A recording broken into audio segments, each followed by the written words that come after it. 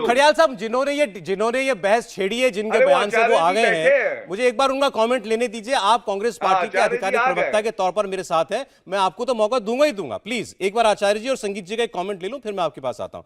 आचार्य जी, आपका बयान की पूरी ट्रांसक्रिप्ट मेरे पास है। उसी पर गौरव भाटिया जी ने कहा, आपने कहा बुझे हुए चिरागों से रोशनी नहीं होती। 2024 का चुनाव चेहरों का चुनाव है। इस देश की राजनीति में नरेंद्र मोदी बहुत बड़ा चेहरा है। नरेंद्र मोदी को हराना है तो विपक्ष को बड़ा चेहरा देना होगा, और प्रियंका गांधी से ज्यादा पॉपुलर, स्वीकार करने योग्य, विश्वसनीय चेहरा पूरे विपक्ष के पास नहीं है। तो पहले तो उन्होंने कहा कि आपने राहुल गांधी को बुझा हुआ चिराग कह दिया, और फिर ये कह दिया, ये बता दिया कि प्रियंका जी ने क्या कीर्तिमान बनाया था यूपी में।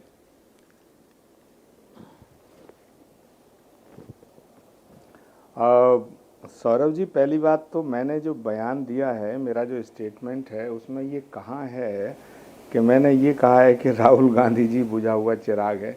मैंने तो ये कहा है कि रात के अंधेरे को अगर हटाना है तो सूरज की किरण चाहिए, बुझे हुए चिरागों से रोशनी नहीं होती।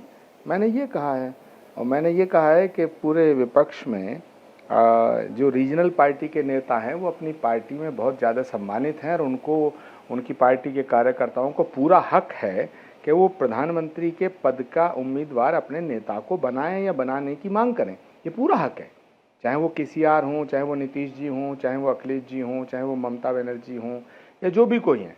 हर नेता को, हर पार्टी को, पार्टी के कार्यकर्ताओं को अपने नेता के लिए ये सोचने का पूरा हक है। पर मैंने कहा है कि देश का जो प्रधानमंत्री हैं नरेंद्र मोदी, वो एक बहुत बड़ा चेहरा है, और 2024 का जो चुनाव है वो चेहरों के ऊपर होगा। मैंने ये कहा है कि 2024 का चुनाव चेहरों के ऊपर होगा। चेहरों, अब एक चेहरा तो नरेंद्र मोदी है, तो दूसरा चेहरा देना पड़ेगा। और जब ये बात आती है कि दूसरा चेहरा देना पड़ेगा, तो वो चेहरा कौन होना चाहिए जो पॉपुलैरिटी के पॉइंट ऑफ व्यू से, एक्सेप्टेबिलिटी के पॉइंट ऑफ व्यू से, क्रेडिबिलिटी के पॉइंट ऑफ व्यू राहुल से गांधी नहीं है, नरेंद्र मोदी जी को टक्कर दे सके। तो मुझे नहीं लगता है, तो मुझे लगता है सौरभ जी कि देश में पूरे विपक्ष में थोड़ा कंफ्यूजन हो रहा है माइंड में। भाटिया साहब एक सेकंड प्लीज, अगर राहुल गांधी टक्कर नहीं दे सकते, ये मान रहे हैं। भाटिया साहब प्लीज एक सेकंड कंप्लीट कर लें, ये सवाल सबके मन में है, उसका जवाब देंगे वो। एक सेकंड सौरभ जी, तो मैं ऐसा मानता हूं कि रीजनल पार्टी के नेता और रीजनल पार्टी के नेताओं की जो इमेज है वो स्टेट लेवल के तक है। स्टेट से बाहर उन्होंने कभी पॉलिटिक्स में मूवमेंट नहीं किया है ज़्यादा। जैसे ममता बनर्जी वेस्ट बंगाल के बाहर बहुत ज़्यादा नहीं मूव किया है पॉलिटिकली। यूँ कभी चले जाएं ओकेजनली, वो अलग बात है ना। और ऐसे ही केसीआर साहब ने नहीं किया है।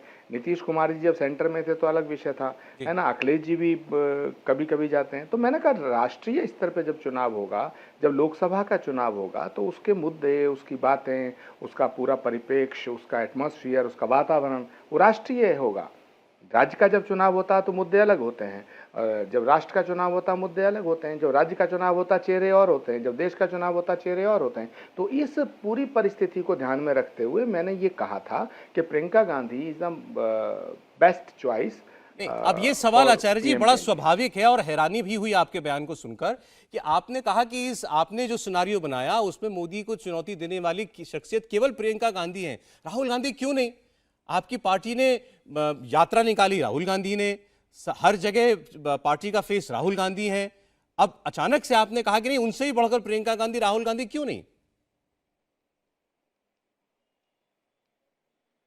नहीं, इसमें दो बातें हैं। पहली बात तो राहुल गांधी जी की और प्रियंका गांधी जी की कोई मैं तुलना नहीं कर रहा हूं, लेकिन राहुल गांधी जी ने एक महान तपस्या की है, और वो महान तपस्वी के रूप में हैं। और उन्होंने जिस तरह की यात्रा की है, वो यात्रा तो महात्मा गांधी, विनोबा भावे और एक दो लोग और हैं, जयप्रकाश नारायण जी, तो इन लोगों के बाद किसी ने अगर भारत जोड़ने की यात्रा की है वो राहुल गांधी जी ने की है। लेकिन मुझे लगता है राहुल गांधी जी ये पद और सत्ता के लालच से ना एकदम अलग हो चुके हैं, वो ऊपर उठ चुके हैं।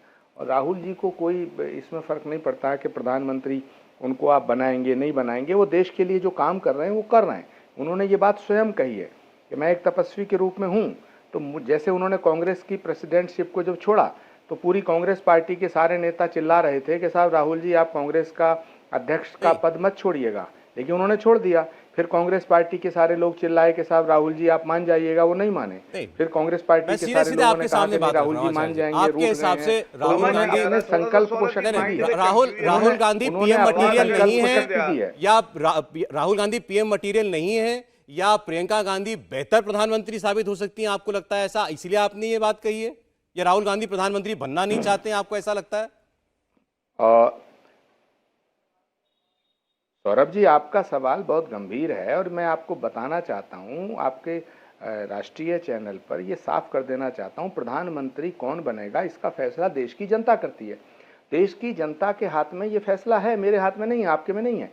लेकिन देश की जनता फैसला जब करने जाती है तो उसके सामने चेहरा तो होना चाहिए, पहला सवाल। तो मैंने बात कही है कि वहाँ चेहरा होना चाहिए। कुछ लोगों का मत है कि चेहरा नहीं होना चाहिए, तो मैं कहना चाहता हूँ चेहरा होना चाहिए। ठीक है। और वो चेहरा कौन होना चाहिए, ये दूसरा सवाल है। तो वो चेहरा ऐसा होना चाहिए जिसकी पॉपुलैरिटी नरेंद्र मोदी जी से टक्कर लेने के लायक हो। वो चेहरा ऐसा होना चाहिए जिसकी क्रेडिबिलिटी हो। वो चेहरा ऐसा होना चाहिए जिसकी एक्सेप्टेबिलिटी हो। इंडिया टीवी हर वक्त हर जगह डाउनलोड करने के लिए सर्च करें India TV news Google play store या ऐप स्टोर पर।